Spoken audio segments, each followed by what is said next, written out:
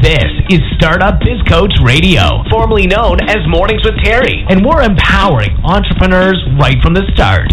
Find us at thestartupbizcoach.com every morning at 10 a.m. Eastern with your host, Terry Clay. Are you ready to get this business started?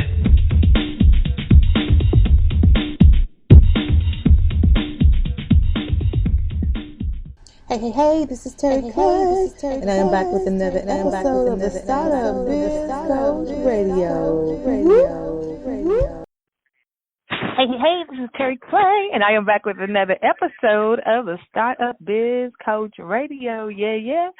So we are back on the call yet another day. We do this call every single day, Monday through Friday, live from the blog, thestartupbizcoach.com. And if you're new to the call, we are at startupbizcoach.com. I am Terry Clay, your host, and I am the CEO and founder of the Startup Biz Coach.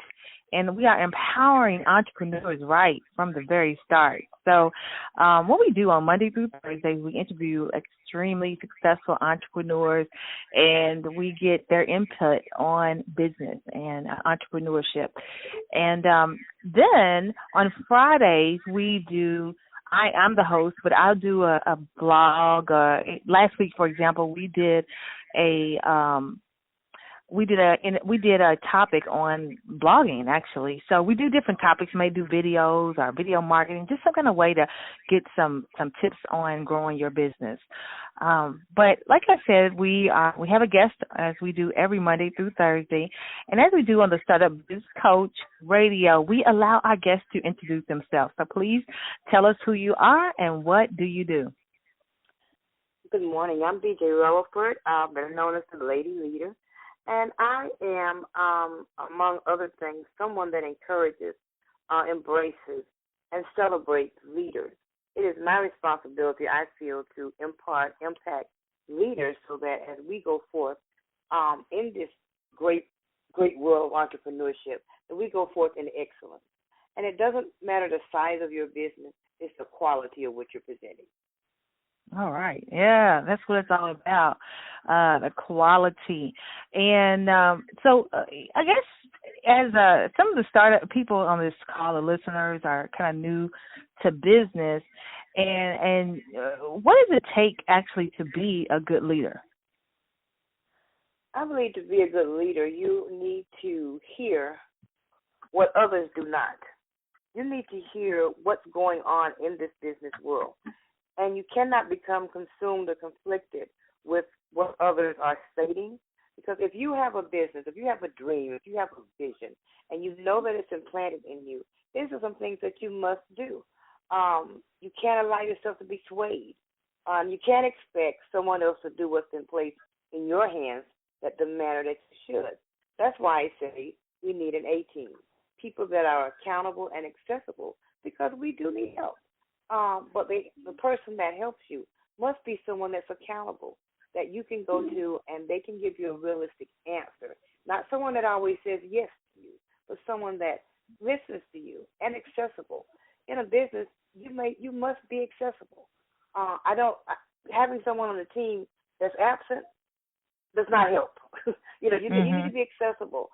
You may have the greatest gifts or the greatest task-making skills, but if you're not there, then there's a void. So we have to make sure that we listen, hear things that others do not, and that we have a team around us that are accountable and accessible. Now, how do we get that team? How are we able to build that A-team? I think in order to build a proper A-team, we need to think outside of the box. We have to understand that every time, because a person may be in corporate in this area, they may not have the expertise in the area that you need. So I would say, of course, seek God and ask Him, to have someone help you. But the first thing to do is to think outside of the box. Begin to look at different platforms that offer people that are doing the type of skills that you need. Be able to think outside. Be able to think differently. Be able to look at someone that may be doing a graphic artist or an author or someone that's doing something that you really know that you want to tap into. You don't just go to the regular places. You don't just go to the want ads. Why don't you go to some of their websites and begin to look at what they're doing and find out if there is an interest. to build a team Mhm. with you. Oh, that's good. I like that. I mean, it's always it always going to help a business. It is to help have some help so that you can grow your business, and you can't do everything yourself. That kind of leads me to when I started doing this show. I actually did the call every single day myself. I did every topic. I did every every day just talking. And I consider now that I have guests on the show, that's part of my A team because it helps really get the message better. And when I say the message better, because I want to empower entrepreneurs right from the start. How could I give every last message? I can't really tell about. That's not my specialty. Every message. Now we have different people with different facets. I had somebody last week that how to build a magazine. I had the girl whose show went live today. She's traveling the world, getting paid to travel. I mean, I couldn't have talked about that because I'm not doing that. So I mean that's actually a great. I like that you said that because it kind of just put a light bulb moment that wow, that's what I had to do for this show. So that's awesome. So, how? Now, this is the thing. How do I not become overwhelmed with my goals? That's the next question I'm going to ask you because that's what part of it was that it was a lot. It was a lot for me to do it all by myself. I was overwhelmed with doing topics. I got to come up with a topic every day, 5 days a week. But how? This is a great question. So, how do I not overcome with my goals? Overwhelmed with my goals. I think one of the things is to become is to set realistic goals. Set realistic goals that won't cause you to be frustrated, but will motivate you. Because when you're trying to do it all, the topics, the calling, the follow-ups, the preparing, when you're trying to do it all, somewhere along the line, the quality of excellence may become lower because you're tired. Have you set goals that will allow you to rest within that time? Mm-hmm. Have you set goals that will give Terry some Terry time? Have you done that? And when you're implementing those goals, remember, they are important. Those goals are very important. That's why you are allowed to set them. Those goals are very important. Don't become confrontational. I say all the time, don't become confrontational with the steward because the captain of the ship, he continues to steer the ship. He doesn't come down and become confrontational with the steward. So you don't have to explain why you did what you did and who you did it with. When you have been given an assignment, you just know you've got to do it. Remain focused on the goals. Again, I said leadership is learning what to ignore. Don't sweat the small stuff. It's one of the greatest books I've ever read. Don't sweat the small stuff. Sometimes we become overwhelmed, over pencil sharpeners. When you got a whole lot of other things going on. Stay focused on the goals. And then lastly, I think to execute and make those goals reachable is to every now and then go back and assess the goals. Go back and okay, did this work? Did that work? Maybe I could do this a little differently. What did I learn from that? And what can I teach from that? What can I share with another entrepreneur, another business person, so they may not have to experience some of the things I experienced. I think it's a great learning process. Yeah, it is. That sounded good. I love it. Now, why is my audible voice so important in the leadership arena? Because what you have, your business or your vision, what it's been put inside of you, it's very important how you speak it. Because if you've ever have gotten, been on a plane, and the pilot comes on and he says, "We're now leaving Atlanta Hartsfield. I'm hoping that we get to Tampa International." That audible voice has just put fear in all of the passengers. You need to speak with the authority that this is what I'm supposed to be doing, and I may be learning it along the way, but my voice must be heard so that you understand I believe in me. I believe in me. I believe I can do this. I believe we as a team can do this. I can't speak fear. I can't speak fear. And your audible voice, your tone, the tone that you speak it in, and the environment you're in. Volume does not mean leadership. And so often that we've seen where people think volume in your voice is leadership. It's not. One of the most greatest acts of leadership is when you're speaking in a tone where someone must be quiet in order to listen, not just hear you, but to listen to you. So the audible tone and the way you speak to those that work with you, the way you speak to those that work for you, and the way you speak to those who you want to come aboard with you is very important. Now let me ask you something. How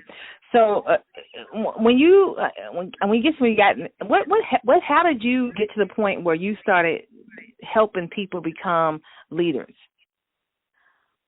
I got to the point after I was wounded because I saw my vision being okay. I had to get to the point that because delegation did not mean negotiation. I saw where if I was delegating things that I knew that was in me, but by the time it got back, it began to be manipulated. It had been construed and changed into another animal that I didn't recognize.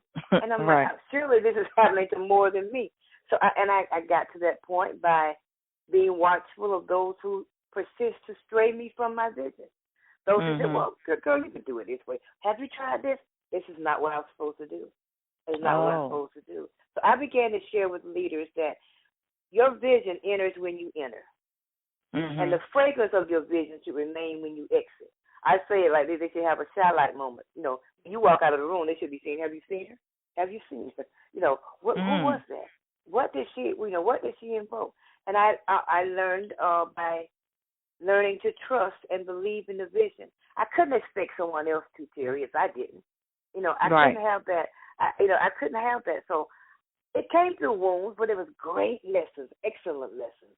And it's taught me so much, and it has allowed me to teach others. And that's my goal, because I've seen so many of us that have had their dreams manipulated, molested, and had things. Their dreams started out one thing, and by the next time somebody got it, it was completely different. So I'm honored and I'm humbled that I'm able to be in this position. And that's why, you know, women of power, the lady leader is so important to me, because I've seen it happen too much. Wow. And so what I hear you saying is virtually you have to focus on what the vision was, for what you started off with the vision being, because if you don't stay focused, then they could go all different ways and not stay into to the message that you started off with. Is that correct? Right. Yeah. I think we should have two things in our lives, a compass and a clock. A compass gives direction, so you don't waste time, valuable time, trying to find your destination. I want to do this. I want to do this. Come on, get focused. You know, what do you want to do? And that clock gives connection and recollection of minutes and hours and moments, so you don't lose valuable time trying to reach your destiny.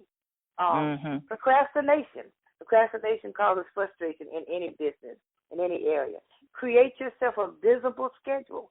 You may have to massage that schedule and change it, but have a platform. Don't just get up in the morning and hang out. I'm gonna let you hang out day, you know. And as I said earlier, make sure you incorporate you into the plan. Make sure you incorporate you in the plan, because you are very important. You are the reason that business is. You are the reason that vision is going forward. And don't allow somebody else to overpower what you've been given. And change it. That's right. Yeah. We do, a lot of time on this call we talk about failures in business. So I just, because we are the Startup Biz Coach, we tend to listen. The listeners are sometimes new brands, making new entrepreneurs, and so what I'd like to tell them about failures in business. So, have you had failures in business? And if you have had failure, how did you turn those failures to success? Of course, I've had failures in business. I've had failures in business, and I've had so many no's that I don't accept no's anymore. I've had so many. But with failure in business, it's a learning tool. It can be absolutely devastating if you have placed your life savings into something, or your complete dream, and it didn't work out. That's a hurting feeling, and I'm not going to tell you that it's not. However, you must get up again. You must get up again. that lying down in it. Don't accept invitation to your own pity party.